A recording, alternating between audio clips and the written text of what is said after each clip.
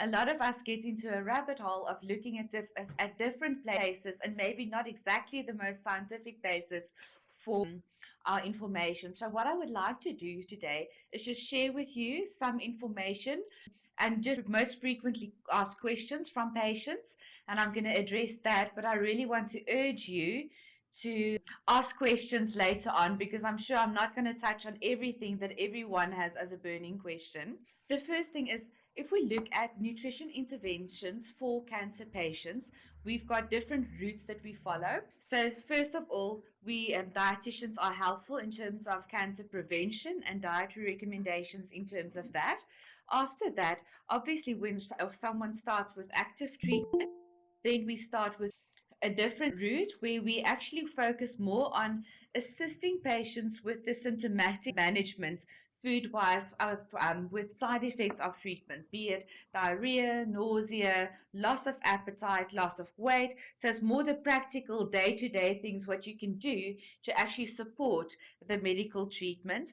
After that, again, we go back to cancer survivors. And interesting to know, and I think that's also something that gives you some peace of mind, is that the guidelines for someone who is a breast cancer survivor is exactly the same as what you would have done to prevent cancer in the first place. And that is what I want to talk to you about today. So first off, there are more fad diets in oncology than there are in weight loss. And I think all of you probably have Googled diet and cancer and have found that some people advise juicing. There are people that advise huge amounts of supplements to be taken, everything to give you a miracle cure. So the one thing that we need to know is that what we eat is very important in terms of a supportive care, in terms of your cancer diagnosis, but food cannot cure cancer, and there's no magical pill or supplement that can take cancer away or prevent it. It's your total lifestyle as well as the medical treatment that you are getting. So what I've done is I've thought sharing with you 5 points on how to spot a fad diet. So as we do with weight loss patients, first thing, it promises you a miracle cure or weight loss of 25 kilograms by tomorrow. So if something sounds too good to be true, it probably is, and therefore you need to please run away from the option. Secondly, it relies heavily on supplements.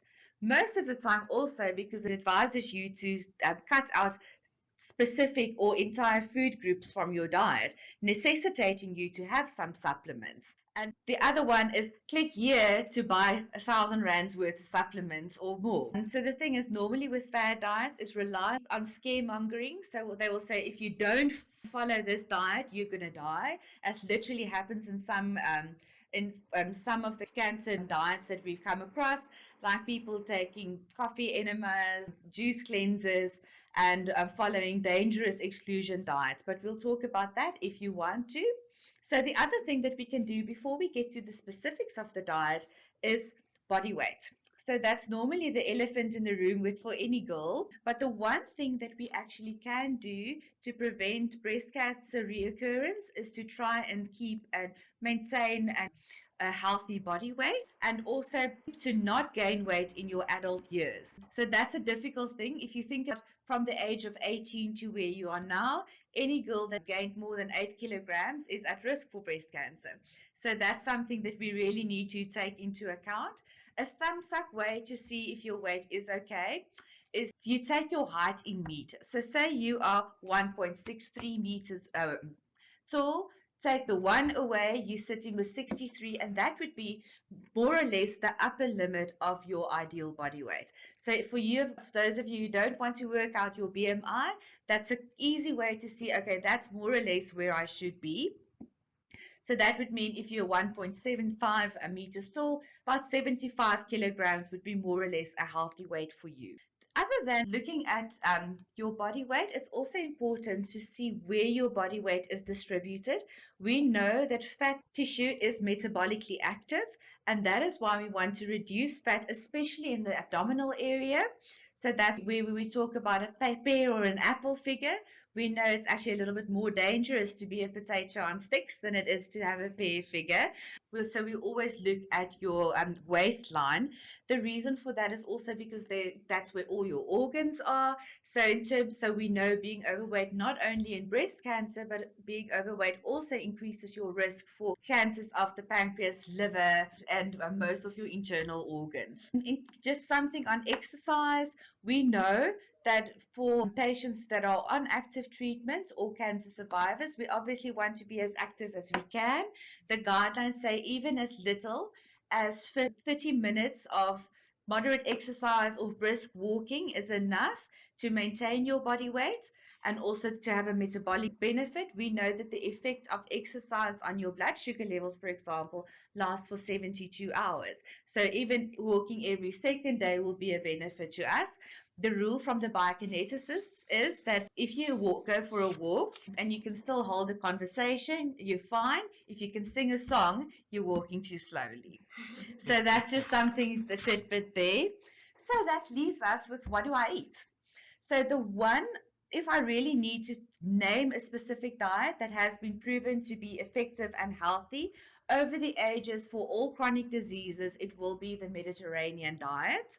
Luckily, it's also something that's very enjoyable to follow. So what we are going to look at is how your perfect plate should look like. Okay, so if I were to draw a perfect plate for you, what you want to do is you want to divide your plate in halves, and the one half you want to divide halfway as well. So that means half your plate should always be salad and vegetables. And what we want to think about is having your protein and your carbohydrates as your side dish. So even if it's you don't want to do the rices and the pastas and the traditional carbs, even having your starchy vegetables like butternut, beetroot, mealies, and that will also be a part of your carbohydrate allowance, but we'll unpack those a little bit later. Fiber is very important in our diet. Um, People don't know it, but we actually get two different types of fiber. So when we talk about fiber, we talk about soluble and insoluble fiber. So soluble fiber is actually the type of fiber that you get in things like oats and pronutro and any starchy food that you actually add water or milk to. So that's actually the type of fiber that we know lowers your bad cholesterol and increases your good cholesterol. And that's also what we focus on for diabetic patients. And that is actually the cool thing because that's the fiber that keeps you fuller for longer. So in terms of being healthy and needing all the energy that you can, you want to make sure that you eat your oats in the morning. To that effect, we used to joke at varsity that the three things that sort chronic disease out in your life is oats, apples, and baked beans because of all the soluble fibers that it contains. And the other type of fiber, the insoluble fiber, is that actually the indigestible bits of carbohydrate-rich foods and grains. So that would be things like pips, seeds, muesli, popcorn. So those fibers are still healthy because they actually irritate the colon wall to make things happen. So in terms of that, that's actually your follow-through fiber. So we advise people to have a balance of the different types of fibers. Why I really wanted to focus on that is we know that following a diet that is low in fiber actually increases your risk for colorectal and some urinary tract cancers. So that's why we really want to focus on dietary fiber. Another burning question we get often is, can I eat meat if I've got breast cancer? And the answer is yes, but not every day. So in terms, if you look at a portion of red meat, look at the palm of your hand and the thickness. So that would be your portion of red meat twice a week. So you can have your piece of steak, but obviously we want to not have red meat, and processed meats obviously are a no. So I always tell people you can have steak, but not the boerewors at the bride, because that and the polonies and those kind of things are the things that are high in saturated fats and actually contain a lot of sodium as well. And then also we don't want to do things that actually has been smoked, and that we know that excessive amounts of smoked foods and pickles can actually increase one's risk for liver cancer. So remember, although I'm talking predominantly to breast cancer patients today, we essentially want to avoid any chronic disease and any kind of cancer later in life. So we want to always include lean meats. So fish all the way, that's a huge staple in the Mediterranean diet. So having things like sardine and tuna fish cake, or something like a tuna pasta dish every now and again, also helps us increase our fish intake because most of us don't eat enough. And then obviously chicken is a healthy option for a breast cancer patient. We always just want to advise you to do free range because it is healthier. Other than that, going for meat-free Mondays is a good idea. It's something that's quite catchy and fashionable as well. So then include things like the lentils and the chickpea in your diet if you don't have irritable bowel syndrome. Different kind of fats in the diet. Obviously, we know we get good and bad fats, or healthier and not so healthy fats. And what we want to look at is having more, again, Mediterranean style. People always ask me, what are anti-inflammatory food? So if I really can focus on that would be your omega-3 fatty acids that you get in your fatty fish, and then obviously your monounsaturated and polyunsaturated fats. Those are heart protective as well.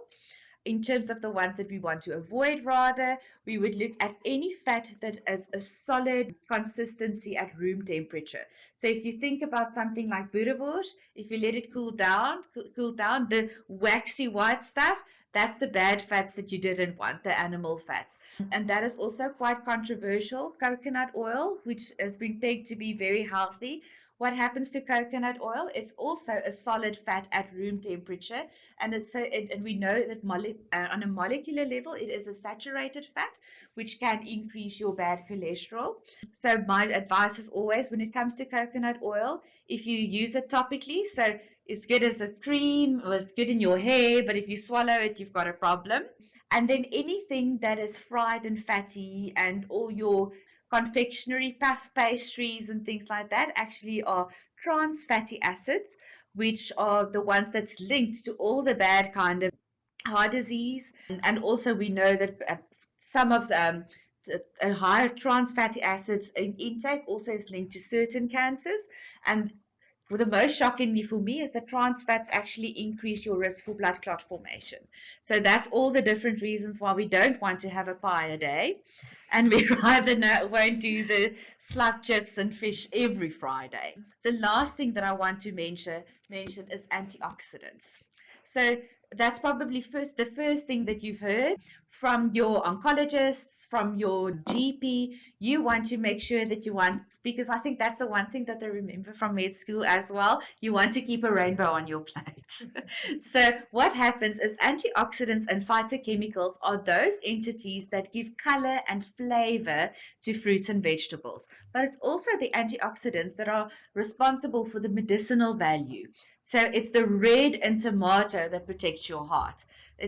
That's also so what I always advise people to do is go and buy the darkest beetroot you can find, the reddest tomato. But keep in mind that we're at a stage now where there has been more than 2,500 different antioxidants and phytochemicals identified. So my first rule always for any patient, be it an oncology patient or not, is when you go home or when we finish today and you open your fridge, make a list of all the fruits and vegetables you've got at home.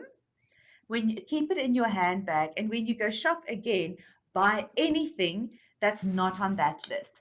Thereby, you actually make sure that you get a variety of antioxidants because you really want to have the benefit of everything nature has to offer. That's a little bit different to the advice that Google gives us.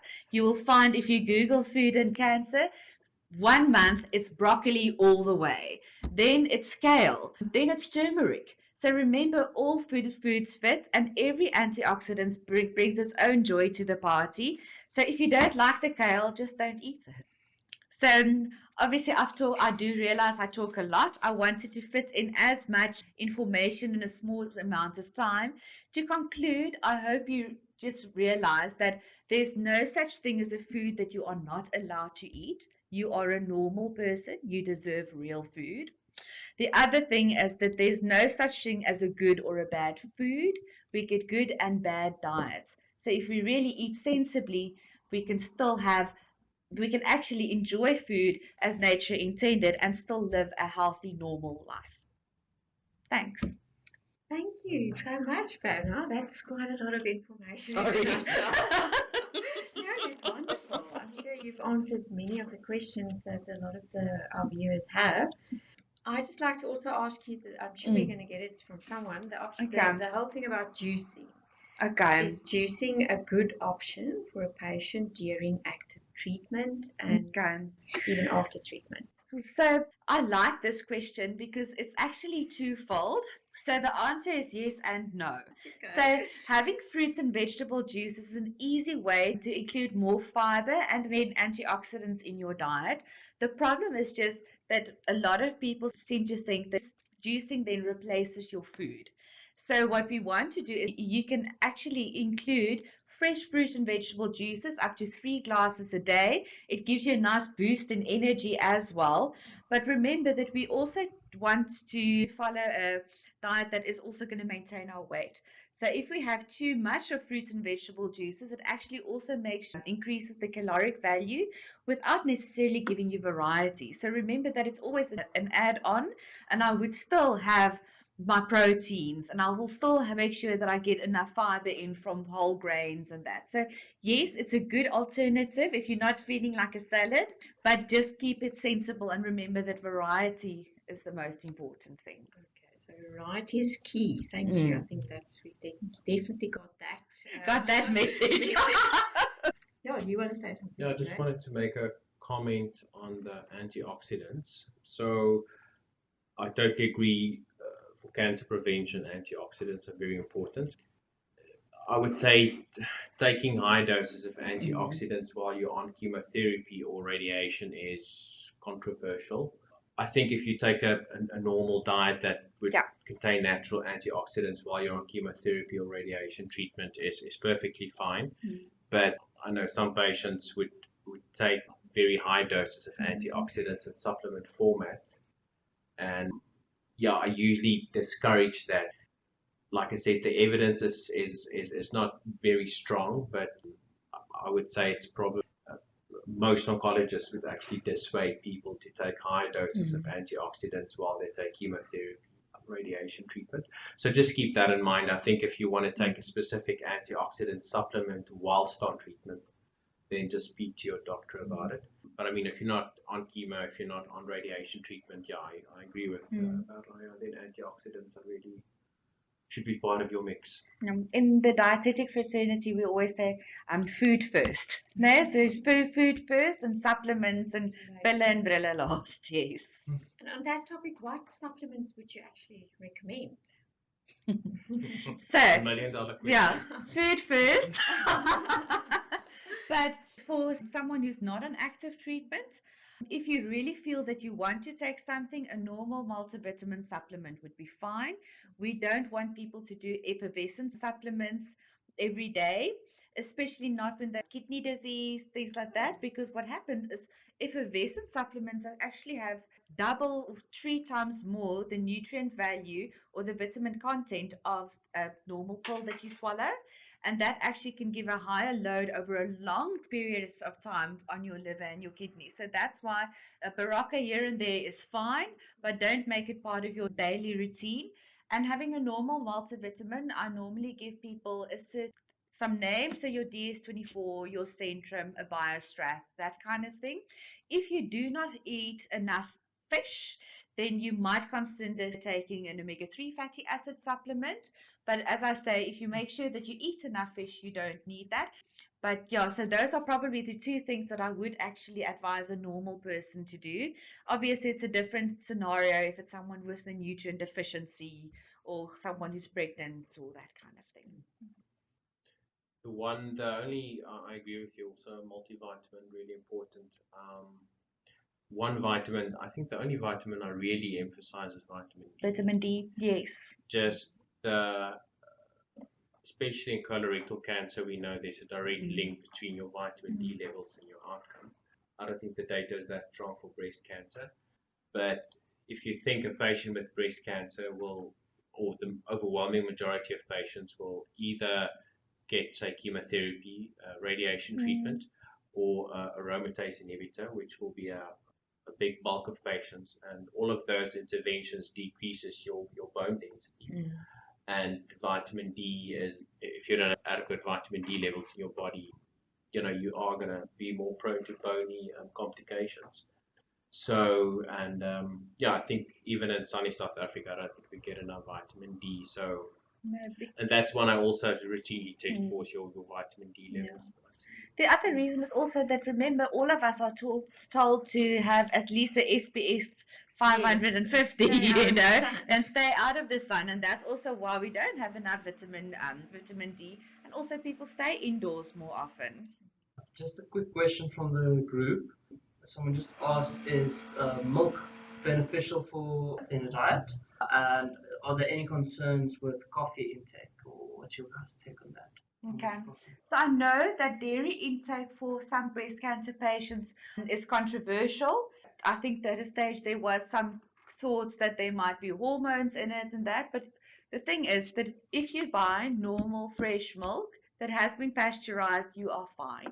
So we know that there's actually a lot of data that shows that dairy is actually protective in terms of certain type of cancer.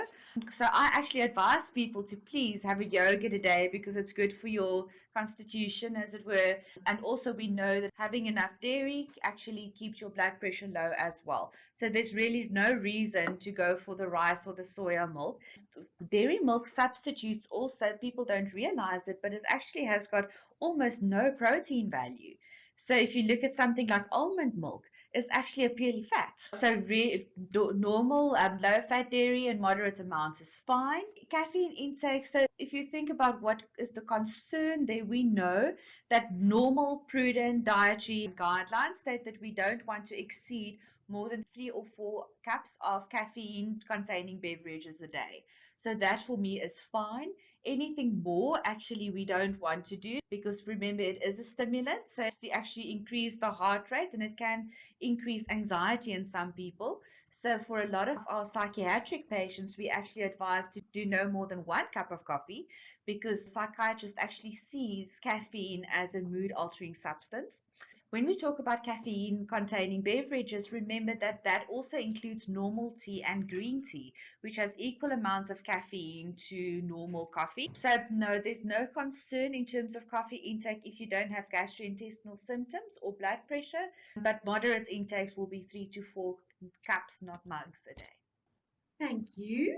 I think the last question that I have is you've actually basically covered it already, and that is, should I be following a vegetarian diet after having breast cancer? I think the two, the main words here, it's moderation with variety. Yeah, portions. So I know that another buzzword is following a plant-based diet. So a lot of patients think a plant-based diet is the same as a vegetarian diet. So what actually happens if we look at the definition, the perfect plate of food that I drew you the picture of, that for me would be plant-based because more than half of your food intake is based on fruits and vegetables. We've got moderate intake of proteins, especially the wrong kind of proteins, and then your high fiber food. So that would be a plant-based diet. Okay, thank you. If you have any other questions, you can send it in, and Ruben will read it out to us that you would either would like to ask Berna or Andre, Dr. Vos. But I think now I'm going to start asking the questions that you sent in. First question would be, how can you prepare yourself for being on tamoxifen for 5 years in terms of a healthy lifestyle and other non-medical interventions? Are there any other healthy habits which I can start with while I'm still busy getting my chemo and radiation therapy? So I think what's most important once you finish chemotherapy is to basically, for a lot of patients, especially if they finish 5 or 6 months of chemo, I would check their iron level, check their vitamin D, check their magnesium, sometimes, even check their thyroid levels. I think to replenish or basically build yourself up after chemo as quickly as possible and then start the tamoxifen or whilst you're on the tamoxifen, I don't think there's anything you can do per se to prepare yourself for tamoxifen. I think I would see it more to how do I almost want to say restore the damage that's been done by the chemo. And the tamoxifen per se is definitely the more tolerable part of the treatment compared to, say, for example, chemotherapy or any anti-estrogen treatment. The side effect profile would be, am I taking tamoxifen? Am I taking aromatase inhibitor, which is the two classes of drugs we use? In terms of, like, if you want to speak specifically about tamoxifen, the overwhelming majority of patients, besides the initial menopausal side effects, tolerate it fairly well.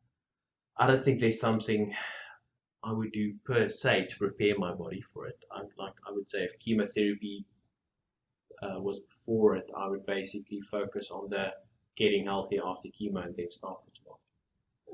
Okay.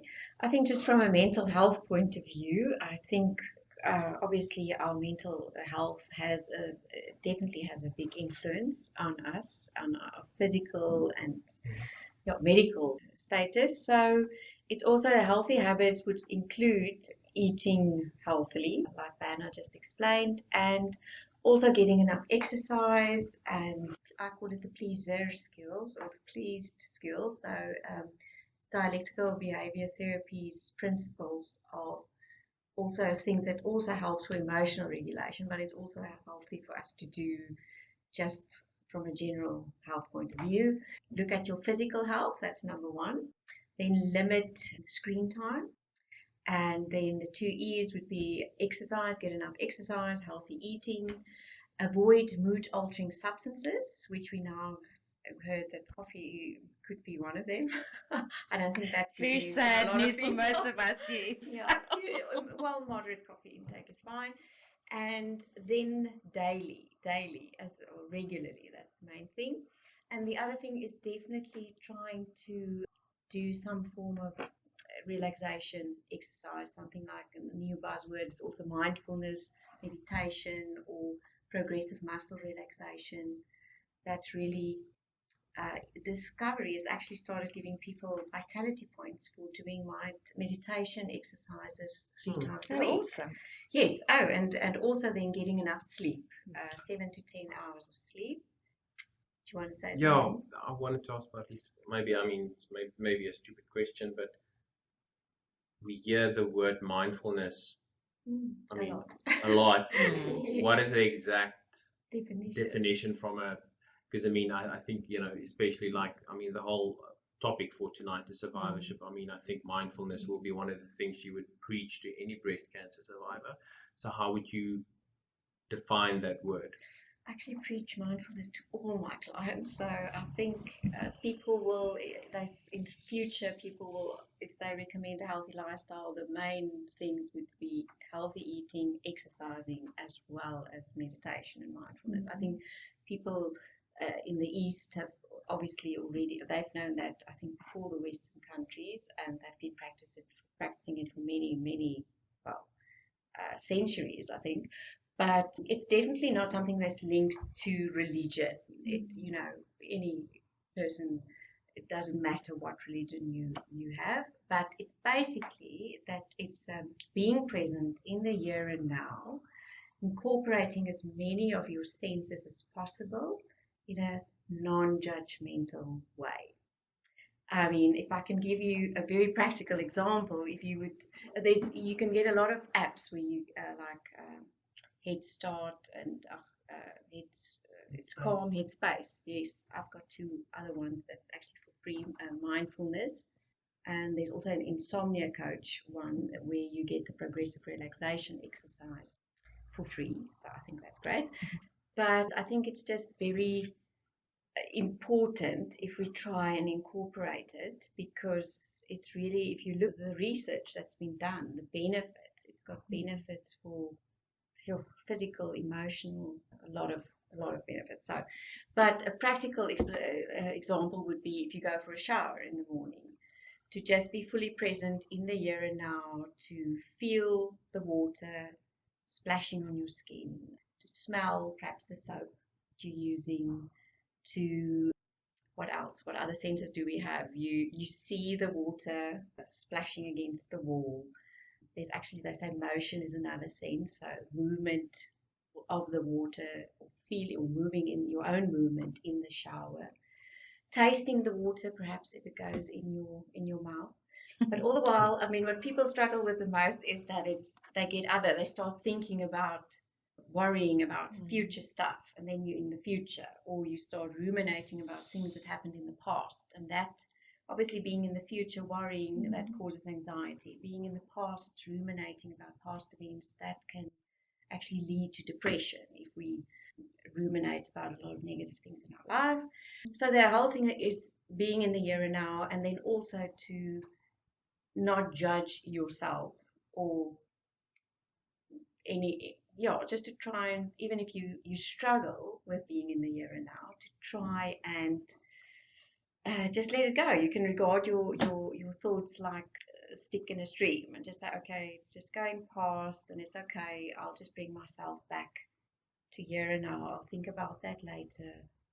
Or actually suitcases on a conveyor belt, which goes round and round, and then just bring yourself back to focusing on your experience now. So it sounds very, very, very simple, but it's not always as easy. It's not as easy. Yeah, it's actually very much easier. It's simple but not easy. Yeah. No. But if you go and you have a look and you Google the benefits of mindfulness, then you would really be amazed that you haven't started doing it sooner. Dr. Marlize just noted here that during chemo, cortisone is used, which causes weight gain. Many women struggle to lose weight. Tamoxifen and tend to comfort eat. Getting into good habits is very important early on after chemo. Yeah, no, that's a very good point. Unfortunately, it's not, but majority of women, when they get chemotherapy for breast cancer, they would receive paclitaxel, or the taxanes as we call them, during their chemotherapy period, and you have to give it with steroids because allergic reactions is a concern with the taxanes. And as we know, steroids stimulate your appetite as well as it causes fluid retention. And then I suppose it's like a double whammy where you would maybe gain weight during that taxane part of your treatment, and then when you start the tamoxifen after you're done with your chemo, I think it is more difficult to lose weight while on tamoxifen because you are altering the whole estrogen metabolism, which sometimes needs to be intact for a woman to lose weight faster. And that's a very good point by Dr. Marlize. Okay, then another question that someone sent in is, how long after your last chemo should you go for a PET scan and an MRI scan, and can brain lesions disappear? So I assume it's metastatic disease. So brain metastatic lesions unfortunately never disappear. It's very seldom that you would have a situation where the lesions completely disappear. It's usually when cancer reaches the brain, it's unfortunately mostly uncurable. The problem is also that a lot of the chemotherapy we use, and especially the more biological treatments like Herceptin, have different ways they cross the blood-brain barrier, making treating brain lesions more difficult. And in terms of follow-up, I see she mentioned a PET CT and the MRI, so I assume she's probably then a patient with metastatic cancer. It's very difficult to give a ballpark figure. It depends on the type of treatment you had, what's the stage of your cancer. Usually when a different intervention is tried for a patient, you would try X number of cycles and then wait 2, 3, 4 weeks and do another scan. It's difficult to say exactly what the time frame should be. Okay, so it would be better to discuss it with your... I don't have really enough information really to say. Okay, then a very relevant question at the moment is, what is your opinion about getting the COVID-19 vaccination while still receiving treatment for cancer? That's a good question. I actually double checked on the American Cancer Society website before. And the general consensus is that we encourage patients on chemotherapy, to get the vaccine. Okay. At the moment, we only have the Pfizer vaccine available, which means it's two injections basically. It's not like the Johnson & Johnson one the healthcare professionals got. I know a lot of patients have a lot of concerns about the potential side effects of the vaccine, but I think if you look at the bigger picture and the cost of COVID not only to yourself but to society, I think it's the prudent thing to do, and I would advise everyone to get. Thank you. Just a quick question from the group. Yolandi states, last year during chemo treatment, 2 weeks apart, times 8, I was advised 1,000 milligrams vitamin C per day. Should I worry that this was too much and could have affected the treatment outcome or increased the recurrence chance? Okay, so I'm assuming that the was oral because I know that another controversial thing is the vitamin C infusions some people are advised to take by holistic practitioners. So no, so actually there's one study that has been shown, but that was IV vitamin C gave the detrimental effects to patients, especially with head and neck cancer.